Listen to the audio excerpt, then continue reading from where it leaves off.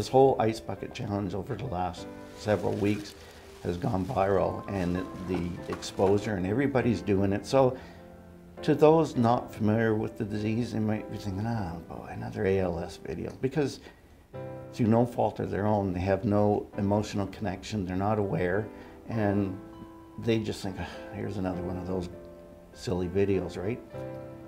I'm originally from BC. I'm a systems administrator, working on servers and that kind of stuff. In 2011, my ring finger on my right hand started to almost, well, I guess droop. Almost looked like it was a little lazier than any of the other fingers. We had one visit with the neurologist, and they use a test called an EMG. And they basically, first they prick you full of these pins and make all these markings on you, and then they hook you up and they send shock through the muscle, and it's kind of a loud audible noise, and it makes almost like a scratching sound, and it gets louder and quieter. And in fact, when I'm at the neurologist now and I hear that, it kind of makes my stomach turn, because that was the day. The second visit with him that he called us both in, and it started with, you have a motor neuron disease. And I thought, that's pretty ambiguous. I don't know really what you mean by that. And then he said, you have ALS, and I never heard of that. But my wife was seated behind a neurologist, and she had her hands on her face, shaking her head. And I thought, oh, that doesn't look very good. And then he said, Lou Gehrig's disease. I heard of that, but I still didn't know what it was. And then to hear that news, you go into shock initially just to deal with it, right? And of course I didn't know what ALS was, so I said to my wife, I said, oh, this guy doesn't know what he's talking about. I'm healthy as can be, I wouldn't have that.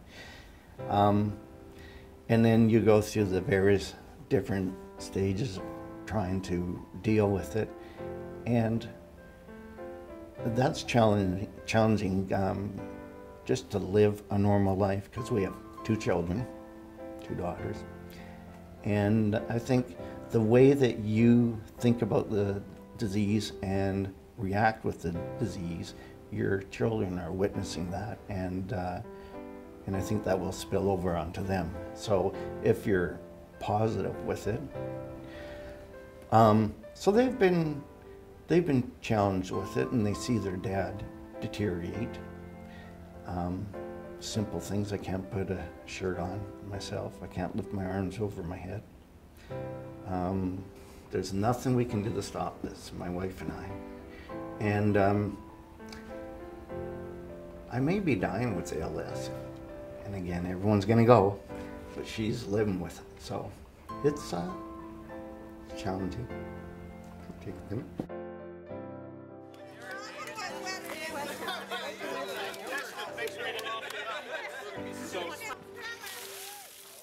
I think first and foremost, it's really raised awareness.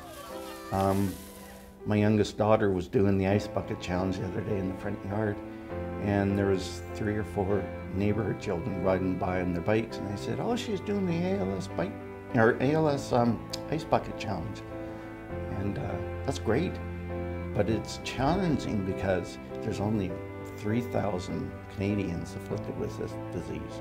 So the unfortunate and sad truth is they consider it an orphan disease because so few of the population has ALS, and as a big pharmaceutical, they're thinking, we're not going to invest billions and billions when we don't realize a substantial return. It's just not worth it for us, right? And that's the sad truth.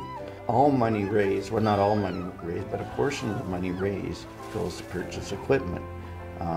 This neck brace I'm wearing because I don't have the strength to hold my head up continually, I got from the ALS Society, and they're phenomenal. They're a small group of people that do a lot for this movement, and they're there for emotional support, guidance.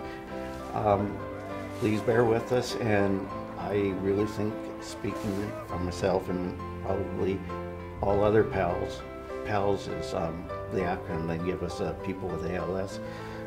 We really appreciate what the public does. Thank you. Hey, Dad. This is to get even, buddy. What?